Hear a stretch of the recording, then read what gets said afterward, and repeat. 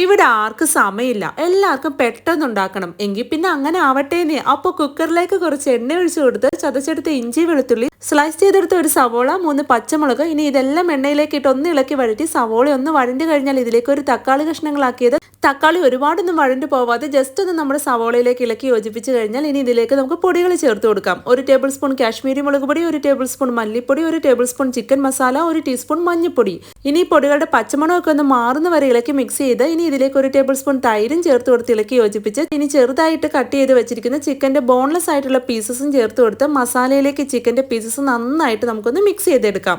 ഇനി ഇതിലേക്ക് ഒരു ബൗൾ നിറയെ പാസ്തയും ചേർത്ത് കൊടുത്ത് നന്നായി ഇളക്കി മിക്സ് ചെയ്ത് പാസ്ത എടുത്ത ബൗളിന് ഒരു ബൗൾ നിറയെ വെള്ളവും ഒഴിച്ചു കൊടുത്ത് ആവശ്യത്തിന് ഉപ്പും ചേർത്ത് മൂടി വെച്ച് ഒരു വിസിലിന് വേവിക്കാനായിട്ട് വെക്കാം. ഏറ് മുഴുവനായും പോയതിനു ശേഷം മൂടി തുറന്ന് നോക്കുമ്പോൾ നോക്കി നല്ല പെർഫെക്റ്റ് ആയിട്ട് പാസ്ത എല്ലാം കുക്കായിട്ട് വന്ന നമ്മുടെ മസാല ചിക്കൻ പാസ്ത റെഡി. കുട്ടികൾക്കൊക്കെ ടിഫിന് കൊടുത്തു വിടാൻ പറ്റിയ ഒരു അടിപൊളി ഐറ്റാട്ടോ.